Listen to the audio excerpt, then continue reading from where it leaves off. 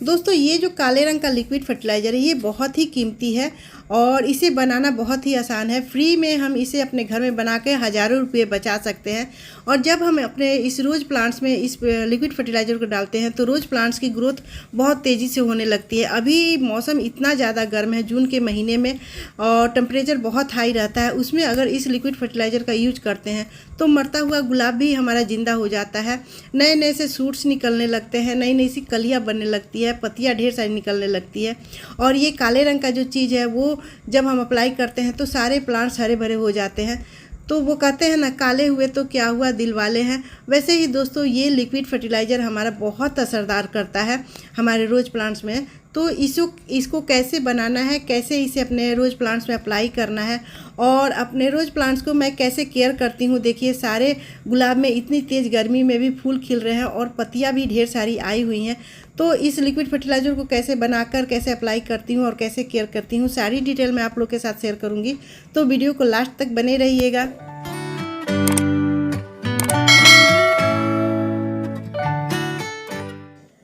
नमस्कार दोस्तों, कैसे हो आप सब। आई होप आप सब बहुत अच्छे होंगे और अपने अपने कामों में मस्त और व्यस्त भी होंगे। तो अपने चैनल गृह वाटिका में आप सबका बहुत बहुत स्वागत है।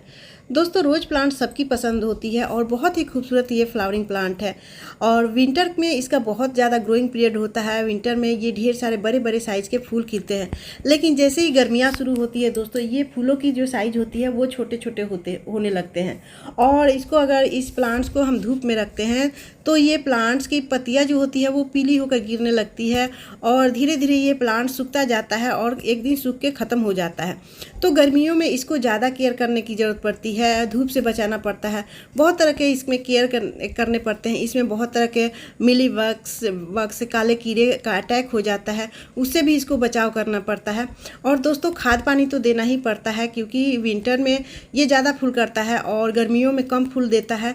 तो हमें ज़्यादा से ज़्यादा फूल लेने के लिए और ये रोज़ प्लांट्स को हरा भरा और बचाने के लिए हमें इसमें बहुत सारे केयर करने पड़ते हैं, फर्टिलाइज़र डालने पड़ते हैं। तो सबसे पहला जो केयर है दोस्तों, इस प्लांट्स को हमें अगर ज़िंदा रखना है, बचाना है तो इस प्लांट्स को धूप से बचाना रहता है क्योंकि गर्मियाँ आते आते धूप इसको बहुत ज़्यादा लगने लगती है।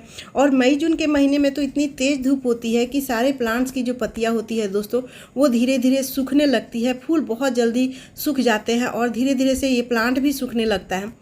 ज़्यादा धूप से ये प्लांट की पत्तियाँ जो पीली होकर गिरने लगती है और ऊपर से इसके जो टिप्स होते हैं वो ब्रांच सूखने लगते हैं और धीरे धीरे नीचे तक सूख के एक दिन प्लांट ख़त्म हो जाता है। तो इसको ऐसी जगह रखें जहाँ पर इसको 2-3 घंटे की सुबह ही धूप मिले और ये छन के धूप दिन भर इसको छन के धूप मिले तो ये प्लांट हमारा ज़िंदा रहता है, हरा भरा भी रहता है और फ्लावरिंग भी करने लगता है।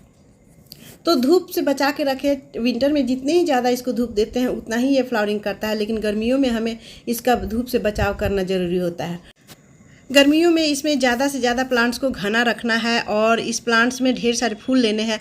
तो इसको बहुत ज़रूरी है दोस्तों कि ये जितने भी सारे फूल खिलते हैं वो कट करके हटा दे, तभी यहाँ से नए नए से सूट्स निकलेंगे, नए नए सी पत्तियाँ निकलेंगी। अगर सूखे फूलों को हम नहीं हटाएंगे तो वहाँ से प्लांट सूखने लगता है और वहाँ से नए नए से ब्रांच नहीं निकलते हैं, नई नई सी पत्तियाँ नहीं निकलती है और जिसके कारण ये प्लांट बहुत कम घना होता है और ऐसा लगता है कि ये सूखता चला जा रहा है। तो जब भी इसके प्लांट्स के फूल खिल के ख़त्म हो जाते हैं तो ध्यान दे के, चाहे वो बड़ा फूल हो या छोटा फूल हो, उसको कट करके हटा दें, तभी इस प्लांट्स की ग्रोथ होगी और ये ढेर सारा ब्रांच निकलेगा। तो इस तरह से देखिए ये जो फूल सूख गए हैं इसको कट करके हटा दें।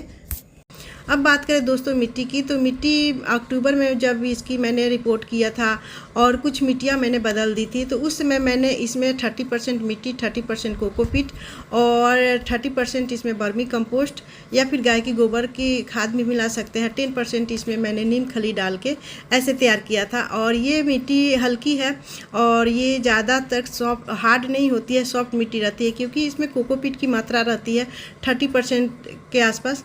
तो ये मॉइस्चर भी बना के मिट्टी को रखती है और मिट्टी को हल्का भी बना के रखती है। तो इस तरह से दोस्तों मिट्टी मैंने बनाया है। और बात करें दोस्तों इस प्लांट्स में जब कीड़े भी बहुत लग जाते हैं, गर्मियों में खासकर इसमें ज़्यादा कीड़े लगते हैं और ये जब कीड़े नहीं हटाएंगे ना, ये मिलीबग्स का अटैक हो जाता है इसमें ज़्यादा से और इतने ये ज़िद्दी होते हैं कि ये जल्दी हटते नहीं हैं। तो कभी कभी तो इस तरह से पूरे प्लांट में लग जाते हैं, जो कि बहुत ही ख़राब दिखता है। और ये देखिए इसमें काली काली छोटी छोटी सी चींटियाँ दिख रही है ये कलियाँ में। तो जब ये कलियाँ में चींटियाँ लग जाती है तो ये सब कलियाँ सूख के गिर जाती है, फूल बनेंगे ही नहीं।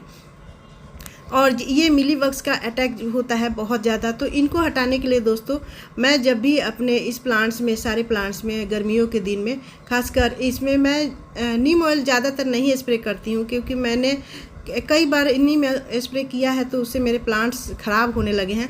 तो इसलिए मैं फंगीसाइड का स्प्रे करती हूँ, और नहीं तो नीम और करेले का स्प्रे करती हूँ। तो नीम और करेले का स्प्रे अगर एक बार दोस्तों कर लेते हैं तो ये प्लांट में कभी भी दोबारा लगेगी नहीं, बहुत दिन, महीने 2 महीने बाद ही ये देखने को मिलेगी। तो नीम और करेले का जो स्प्रे है वो मैं ज़्यादातर करती हूँ। और जब ये प्लांट्स में ज़्यादा लग जाते हैं, देखिए यहाँ पर कितने ज़्यादा लगे हैं, तो इसको हटाना मुश्किल हो जाता है, एक बार में हटेंगे नहीं। तो इसके लिए दोस्तों अगर संभव हो तो वहाँ से इस ब्रांच को कट करके हटा दें, क्योंकि ये अगर कट करके हटा देंगे तो ये प्लांट्स में ग्रोथ भी ज़्यादा होगी और ये मिलीबग्स जो है वो ख़त्म हो जाएंगे। और इसको ऐसी जगह फेंके जहाँ पर ये दोबारा आ ना सके। तो इसलिए इसको कट करके हटा दे। देखिए मैं इस प्लांट्स में ज़्यादा लग गया है। वैसे इस प्लांट्स को मैं ऐसी जगह रख दी थी जहाँ पर मुझे नज़र नहीं आ रहे थे, इसलिए इस प्लांट्स में ये मिलीबग्स का अटैक लग गया है। ये देखिए कितने ज़्यादा है, पूरे ब्रांच में लग गया है। तो इसको कट करके हटाना बहुत ही ज़रूरी था और इसको दूर फेंक देते हैं दोस्तों। और इसमें मैं देखिए अभी तो फंगीसाइड का स्प्रे कर रही हूँ आप लोग के दिखाने के लिए, लेकिन मैं ज़्यादातर नीम और करेले का स्प्रे ही करती हूँ। और इसकी वीडियो भी मैंने डाली थी नीम और करेले का, मुझे बहुत अच्छा रिजल्ट मिलता है दोस्तों। आप लोग भी ट्राई कीजिएगा, नीम और करेले का स्प्रे वो हर प्लांट में बहुत अच्छा रिजल्ट देता है। और इस तरह से दोस्तों देखिए एक ही बार में ये ख़त्म हो जाता है। हर 10-15 दिन पर दोस्तों गुलाब के प्लांट्स की या फिर कोई भी प्लांट्स की मिट्टी की गुड़ाई ज़रूर करें, क्योंकि मिट्टी की गुड़ाई करने से मिट्टी हल्की भी बनी रहती है और प्लांट्स भी हेल्दी रहते हैं। और जितने सारे मिट्टी में अनवांटेड प्लांट निकलते रहते हैं वो सब गुड़ाई करने से ख़त्म हो जाते हैं, और जितने भी हम खाद वगैरह डालते हैं वो सब हमारे डायरेक्ट प्लांट्स को मिलता है। और दोस्तों अब बात करें कि गर्मियों से बचाने के लिए अपने गुलाब प्लांट्स को कौन सा गर्मी में हम खाद दें ताकि उनको ठंडक मिल सके और वो अच्छे से ग्रो कर सके। तो यहाँ पर मैंने लिया है, देखिए ये है एलोवेरा का पत्तियाँ, एलोवेरा की पत्तियाँ मैंने ली है और 2 पत्तियाँ बड़े बड़े साइज़ के लिए हैं। और यहाँ पर दूसरा जो फर्टिलाइज़र है दोस्तों, यहाँ पर देखिए ये मैंने लिया है केले के छिलके का पाउडर फॉर्म। इस तरह से केले को पत्तियाँ को सुखाकर, छिलके को सुखाकर और उसको पाउडर बनाकर डिब्बे में भर लेती हूँ। और जब भी डालना रहता है दोस्तों, जिस विधि से डालना है, चाहे लिक्विड बना के डालिए या फिर सॉलिड, दोनों में काम करता है। तो ये एलोवेरा जेल मैंने लिया है और इसमें भरपूर मात्रा में विटामिन्स होते हैं, मिनरल्स होते हैं, फाइबर होते हैं दोस्तों, एंटीसेप्टिक होते हैं। और ये बहुत ही हम इंसानों के लिए भी काम करता है, तो वैसे ही प्लांट्स के लिए भी बहुत ठंडक प्रदान करता है। तो दोस्तों इसमें फाइबर बहुत मात्रा में होता है और ये एंटीसेप्टिक भी है, जो कीड़े मकोड़े होते हैं उसको भी ये ख़त्म करता है। तो ये देखिए मैंने छोटे छोटे से कट कर लिया है और कट करने के बाद देखिए ये इतने सारे हो गए हैं। और ये बहुत ही अच्छा फर्टिलाइज़र है दोस्तों, प्लांट्स को ठंडक तो देता ही है, साथ में इसमें जितने भी कमियां होती हैं, इनमें फाइबर की कमी जो होती है वो ख़त्म करता है, कैल्शियम होती है वो भी ख़त्म करता है। तो इस तरह से ये एलोवेरा को कट करके मैंने एक डिब्बे में लिया है। देखिए 1 लीटर का डिब्बा है, उसमें मैंने ये 2 एलोवेरा की पत्तियाँ को काट के और छोटे छोटे टुकड़े में कर लिया और इसमें डाल दिया है दोस्तों। तो इस तरह से ये पानी, इसमें पानी भी डालूंगी। और दूसरा जो फर्टिलाइज़र है ये केले के छिलके के, तो इस तरह से इसमें मैं 4 चम्मच ले रही हूँ। देखिए ये 4 चम्मच, और ये एलोवेरा और केले के छिलके का पाउडर, ये बहुत ही अच्छा कॉम्बिनेशन है खाद का और बहुत अच्छा वर्क करता है सभी प्लांट्स में। तो ये गुलाब के प्लांट्स के रूट्स को भी हेल्दी करता है। एलोवेरा एक एंटीऑक्सीडेंट है, इसमें भरपूर मात्रा में फाइबर होता है जो जितने भी पत्तियां निकलती है उसको हरा भरा रखता है और शाइनिंग बना के रखता है और मिट्टी को हेल्दी रखता है। और जो केले के छिलके हैं उसमें भरपूर मात्रा में पोटाशियम मैग्नीशियम होता है, जो कि मिट्टी को हेल्दी रखता है, गुलाब के रूट्स को हेल्दी रखता है और फूल खिलाने की शक्ति को डबल करता है और साइज भी फूलों की बड़े बड़े करता है। तो दोस्तों ये लिक्विड फर्टिलाइज़र बन के तैयार अभी नहीं हुआ है, क्योंकि ये डायरेक्ट मुझे नहीं डालना है और इसको 24 घंटे या फिर 48 घंटे तक यहाँ रख देना है डिकम्पोस्ट होने के बाद। और 24 घंटे के बाद या फिर 48 घंटे के बाद ये आपको सारे प्लांट्स में डालने के लिए रेडी होंगे। अभी डिकम्पोस्ट नहीं हुआ है, अभी जब तक 24 घंटे नहीं होंगे तब तक ये प्लांट्स में डालने लायक नहीं होगा। और ये दूसरे दिन का रिजल्ट है दोस्तों। देखिए छोटे छोटे जो सूट्स निकल रहे थे, पत्तियां निकल रही थी, वो बड़े बड़े हो गए हैं और कलियां भी सब में बनना शुरू हो गई हैं। तो ये सारे प्लांट्स में मैं जो ये फर्टिलाइज़र देती हूँ, कभी कभी महीने 2 महीने में एक बार ज़रूर देती हूँ। और ये ठंडी अभी खाद है, गर्मी के दिनों में ये बहुत अच्छा काम करता है दोस्तों। जितने भी फूल हैं दोस्तों देखिए ये खिलना शुरू हो गए हैं और ब्रांच भी ढेर सारे होने लगे हैं।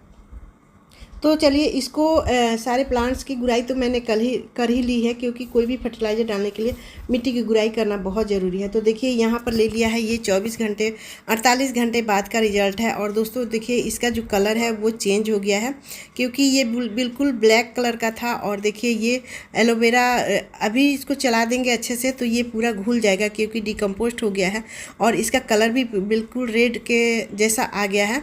तो ये 2 चीज़ों से बना जो लिक्विड फर्टिलाइज़र है सारे प्लांट्स के लिए बहुत स्ट्रॉन्ग है, गुलाब के प्लांट्स के लिए। तो इसके लिए दोस्तों यहाँ पर मैंने एक छन्नी लिया है देखिए, और इसको और जो छन्नी से छान लेने के बाद जो मोटे मोटे कण होते हैं वो निकल जाते हैं।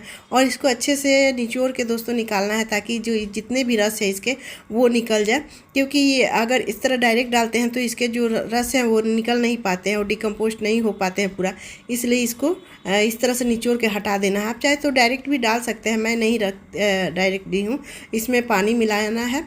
तो ये जो लिक्विड फर्टिलाइज़र है दोस्तों 1 लीटर के डिब्बे में था और ये 750 ग्राम हुआ है और इसमें मुझे मिलाना है 2 लीटर पानी। आप चाहे तो जितने आप बनाएं उसके अनुसार पानी डाल सकते हैं, क्योंकि ये बहुत ज़्यादा स्ट्रॉन्ग है, इसलिए इसको 2 लीटर मैंने पानी लिया है। ये मेरा 4 लीटर का एक डिब्बा है। तो देखिए यहाँ पर मैंने ये मिट्टी गुड़ाई कर ली है, फिर से मैं यहाँ को गुड़ाई कर दे रही हूँ। और जितने भी कीड़े हैं दोस्तों देखिए एक ही बार में मैंने स्प्रे किया था वो निकल गए हैं। और ये जो लिक्विड फर्टिलाइज़र है इस तरह से गमले में डाल देना है मिट्टी में। और जितने भी मेरे पास गमले हैं सारे जो रोज़ प्लांट्स हैं वो 12 इंच के गमले में मैंने लगाया है, सीमेंट के पॉट्स में। तो ये 12 इंच के गमले में ये गिलास ही काफ़ी है। तो ये 1 गिलास मैं इस लिक्विड फर्टिलाइज़र को अपने रोज़ प्लांट्स में डाल रही हूँ।